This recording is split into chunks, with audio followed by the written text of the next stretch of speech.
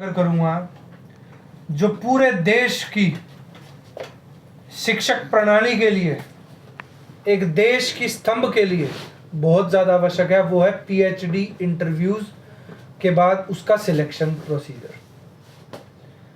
ऐसे गंभीर आरोप हमारे सामने आए हैं कि पीएचडी इंटरव्यूज़ जो डीयू के अंदर लिए गए हैं उसमें डिपार्टमेंट के एचओडी से लेकर, डीन से लेकर, रजिस्ट्रार से लेकर उच्च अधिकारी भी शामिल हैं।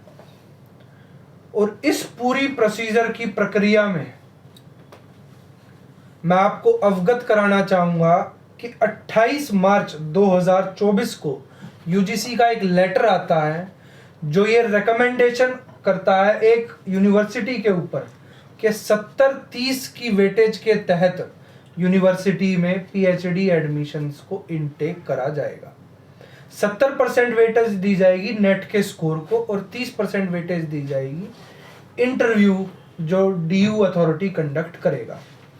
यूनिवर्सिटी ऑफ दिल्ली ने 14 मई को अपना लेटर निकालते हुए यूजीसी की गाइडलाइंस को स्वीकारा और स्वीकारने के साथ साथ इसमें क्लियर कट मेंशन किया है कि the PhD admissions will be based on combined merit of net marks and the marks obtained in the interview। परंतु एक प्रश्न चिन्ह, सिर्फ और सिर्फ इंग्लिश डिपार्टमेंट को छोड़कर बाकी सभी डिपार्टमेंट्स के रिजल्ट्स 100% सिर्फ इंटरव्यू के बेसिस पर दिल्ली यूनिवर्सिटी में लिए गए। नेट के स्कोर को कोई वेटेज नहीं दी गई। जो डी अथॉरिटीज की मर्जी आई उन बच्चों को एडमिशन दिया गया पीएचडी के अंदर। जो डीयू प्रशासन के हायर अथॉरिटीज से फोन आया उनको एडमिशन पीएचडी में दिया गया। सरासर यूजीसी की गाइडलाइंस का उल्लंघन दिल्ली विश्वविद्यालय में हो रहा है और उल्लंघन के साथ साथ एक शिक्षक जो इस देश की रीढ़ की हड्डी है, जो प्रोफेसर पीएचडी इंटरव्यू देकर बनते हैं, जिनका सिलेक्शन होता है, वो अगर प्रोफेसर ही इनकेपेबल होंगे, बच्चों को पढ़ाने के लायक ही नहीं होंगे, तो कैसे हम एक देश का भविष्य उज्जवल मान के चलें। क्योंकि पिछले 5 से 6 साल के अंदर जितने इंटरव्यूज के इनटेक हुए हैं वो इसी प्रोसीजर के तहत चलते आ रहे हैं कि या तो सिफारिशों के तहत पीएचडी में एडमिशन हो रहे हैं, या पैसों के लेन देन के तहत एडमिशन हो रहे हैं, या किसी शाखा में जाने से डीयू के अंदर एडमिशंस पीएचडी के अंदर हो रहे हैं। ऐसे शिक्षक आज दिल्ली विश्वविद्यालय में प्रोफेसर बनने के लायक नहीं है जो इस प्रोसीजर को फॉलो नहीं कर रहे। मैं आपको दिल्ली यूनिवर्सिटी की इंग्लिश की लिस्ट दिखाना चाहूंगा जिसमें मार्क्स एनलिस्ट किए गए हैं कि कितने % मार्क किस स्टूडेंट को मिले हैं। साथ ही साथ मैं बाकी डिपार्टमेंट्स का आपको दिखाना चाहूंगा। किसी भी डिपार्टमेंट में जो रिजल्ट अनाउंस किए उसमें मार्क्स ही नहीं शो किए गए, तो किन मेरिट के आधार पर ये रिजल्ट्स डीयू प्रशासन ने निकाले। तो हम यूजीसी से, एजुकेशन मिनिस्ट्री से आज एक अपील करते हैं कि एक कमेटी का गठन किया जाए जो इस पूरे एडमिशन की प्रक्रिया की जांच करे और जांच करने के साथ साथ जो लोग इस भ्रष्टाचार में शामिल हैं उन पर सख्त कार्रवाई हो कि अपनी मनमर्जी से आप डीयू पीएचडी के अंदर एडमिशन नहीं ले सकते। साथ ही साथ आरक्षण पर भी मैं बात करूंगा जो पीएचडी एडमिशंस के अंदर हो रहा है। ओबीसी आरक्षण या एससी एसटी आरक्षण में जो स्टूडेंट कैपेबल था वो अपने मार्क्स के तहत जनरल कैटेगरी में भी एडमिशन ले लिया करता पहले के तौर में। पर आज के समय में आरक्षण से जो लोग आ रहे हैं, जो रिजर्व्ड कैंडिडेट्स आ रहे हैं यूनिवर्सिटी के पास, उन बच्चों को पहले ही आइडेंटिफाई किया जाता है और उनको जनरल कैटेगरी के अंदर एडमिशन ही नहीं दिया जाता। तो जो आरक्षण मिलना चाहिए एक गरीब तबके के, एक शोषण वर्ग को, एक शोषित वर्ग को, वो डीयू प्रशासन उसमें भी देने में विफल रहा है।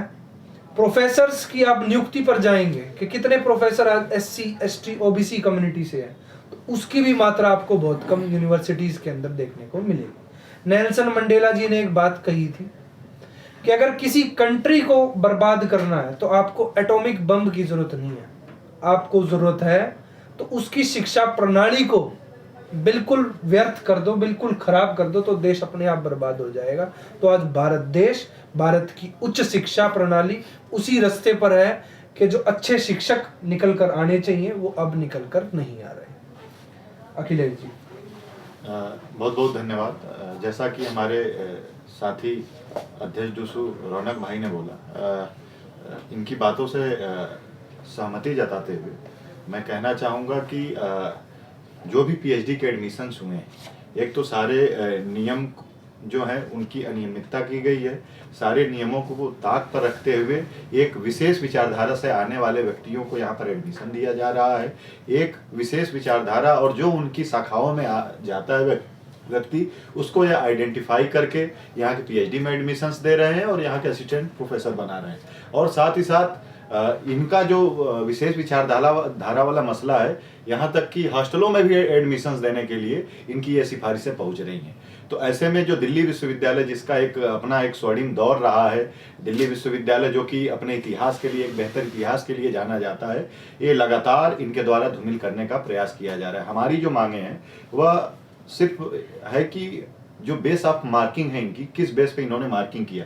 जैसा कि हमारे साथी ने दिखाया, ये सारे इंग्लिश डिपार्टमेंट को छोड़ करके जितने भी सारे डिपार्टमेंट्स हैं, इनकी बेस ऑफ मार्किंग नहीं पता है। इनके एक प्रकार से इनके काले चिट्ठे भी हमारे पास हैं। आगे आने वाले समय में हम इनको उजागर करेंगे। हमारी जो मांग है कि किस हिसाब से इन्होंने मार्क्स दिया है प्रत्येक स्टूडेंट्स को, उसकी मार्कशीट यह जारी करें। और साथ ही साथ जैसा कि हमारे अध्यक्ष जी ने कहा कि हमारी जो मांग है वह एजुकेशन मिनिस्ट्री, जो शिक्षा मंत्रालय है, शिक्षा मंत्री से एकदम साफ है, स्पष्ट कि इसमें संलिप्त पाए गए व्यक्तियों को खोजा जाए, इनके ऊपर कार्रवाई की जाए, और यदि इसमें जिस हिसाब से हम गड़बड़ियां बता रहे हैं, गड़बड़ी को यदि फाइंड किया जाता है तो एग्जाम जो है वह पीएचडी का फिर से रिकंडक्ट किया जाए। साथ ही साथ आज इस प्रेस कॉन्फ्रेंस में मैं एक फाइनल बात आपको बताना चाहूँगा कि यूनिवर्सिटी के अंदर और बड़े स्कैम मैं हर हफ्ते अब उजागर करूँगा।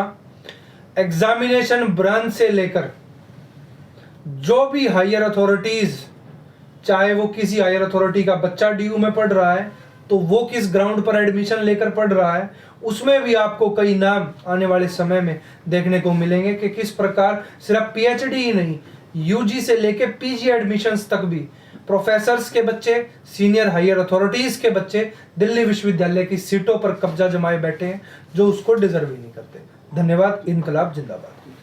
ऐसे ऐसे बंदे आज प्रोफेसर बनकर दिल्ली विश्वविद्यालय को खत्म करने का काम कर रहे हैं, जिसका नेट का स्कोर कुछ नहीं है, इंटरव्यू के तहत पीएचडी की सीट अलॉट होगी। तो आप मार्क्स बता दीजिए, हम तो चाह रहे हैं आप मार्क्स बताओ।